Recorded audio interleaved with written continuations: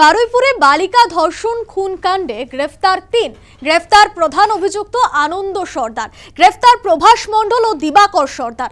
ধৃত প্রভাস ও দিবাকরের 14 দিনের পুলিশ হেফাজত। তবে মূল অভিযুক্ত আনন্দকে আদালতে পেশ করা হয়নি। আটক আরও ৩ জন। বালিকা ধর্ষণ খুন কাণ্ডে পুলিশের হাতে ফোনে কথোপকথনের অডিও রেকর্ড রয়েছে। নির্যাতিতার পরিবারের পাশে থাকার আশ্বাস মুখ্যমন্ত্রী শুভেন্দু অধিকারীর। ন্যায় বিচার নিশ্চিত করে দোষীদের ক্যাপিটাল পানিশমেন্টের আশ্বাসও দিয়েছেন মুখ্যমন্ত্রী। করেছে পুলিশের হাতে তুলে দিয়ে। বারুইপুরে বালিকা ধর্ষণ কাণ্ডে সিটের হাতে গ্রেফতার হলো মূল অভিযুক্ত। গ্রেফতার করা হয়েছে প্রভাস মণ্ডল ও দিবাকর সর্দার নামে আরও 2 জনকে। সব মিলিয়ে এই ঘটনায় গ্রেফতারি 3 জন, আটক আরও 3 জন। বাড়ির কাছে স্কুলের বান্ধবীকে জন্মদিনের উপহার দিতে শনিবার বিকেলে বেরিয়েছিল বছর 11-র ওই বালিকা। সন্ধে গড়ালেও বাড়ি না ফেরায় উদ্বিগ্ন পরিবার খোঁজ খবর শুরু করে। থানায় অভিযোগও দায়ের করা হয়। খতিয়ে দেখা হয় একাধিক সিসি ক্যামেরার ছবি। সিসি ক্যামেরা খতিয়ে দেখতে গিয়েই খোঁজ মেলে। দেখা যায় প্রভাস মণ্ডল নামে এক ব্যক্তির সঙ্গে যাচ্ছে ওই বালিকা। পরে প্রভাসকে গ্রেফতার করা হয়। রবিবার সকালে একটি পুকুর থেকে বালিকার বস্তাবন্দি দেহ উদ্ধার হয়। ঘটনার তদন্তে সিট গঠন করা হয়েছে। তদন্তকারীদের হাতে ইতিমধ্যেই ফোনের কল রেকর্ড হাতে এসেছে। নির্যাতিতার পরিবার মোট 4 জনের বিরুদ্ধে অভিযোগ দায়ের করেছে। ইতিমধ্যেই নিহত কিশোরীর পরিবারের সঙ্গে কথা বলেছেন মুখ্যমন্ত্রী শুভেন্দু অধিকারী। ক্ষতিগ্রস্ত পরিবারের পাশে দাঁড়ানোর আশ্বাস দিয়েছেন। সেই সঙ্গে দোষীদের ক্যাপিটাল পানিশমেন্ট সুনিশ্চিত করতে প্রশাসন কাজ করবে বলেও জানিয়েছেন। জঘন্যতম ঘটনা, সিট গঠন হয়েছে। পরিবারের পক্ষ থেকে 4 জনের বিরুদ্ধে অভিযোগ দেওয়া হয়েছিল।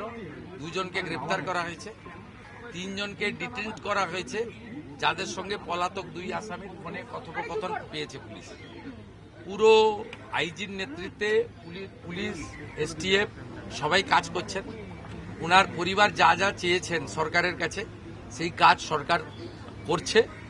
আমি আশা করি যে তদন্তের মাঝপথে আমার না বলাই ভালো, কিন্তু এটুকু আমি বলে দিচ্ছি, পরিবার যেভাবে জাস্টিস চেয়েছেন, পরিবার সরকার এবং পুলিশের কাছ থেকে যে যে সহযোগিতা চেয়েছেন সেটা তারা পাবেন।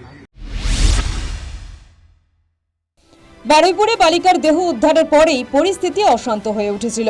উত্তেজিত জনতার গণপিটুনিতে একজনের মৃত্যু হয়েছিল। সেই সঙ্গে জ্বালিয়ে দেওয়া হয়েছিল পুলিশের গাড়ি। রেল লাইন অবরোধ করার পাশাপাশি উপড়ে ফেলার অভিযোগও উঠেছে। আক্রান্ত হয়েছেন কেন্দ্রীয় বাহিনীর জওয়ানরা। ধর্ষণ, খুনের ঘটনা সহ মোট 4টি মামলা দায়ের করা হয়েছে। মুখ্যমন্ত্রী শুভেন্দু অধিকারী জানিয়েছেন, কাউকে রেয়াত করা হবে না, কড়া ব্যবস্থা নেওয়া হবে। যেটা মব লিঞ্চিং হয়েছে, এর পিছনে একটা কমিউনাল অ্যাঙ্গেল ছিল। রেল লাইনে যেভাবে রেলপথকে উপড়ানো হয়েছে, আমাদের অতীত ইতিহাস মনে পড়ছে। আপনারা নিশ্চিন্তে থাকুন, প্রথমটার তো বিচার দেব, ক্যাপিটাল পানিশমেন্ট দেব। ওর বাবা যা যা চেয়েছে সব করবে মুখ্যমন্ত্রী। সাথে সাথেই ফোনে কথা বলেছে। তো আমি খুশি যে ওনারা আমার আস্থা রেখেছেন।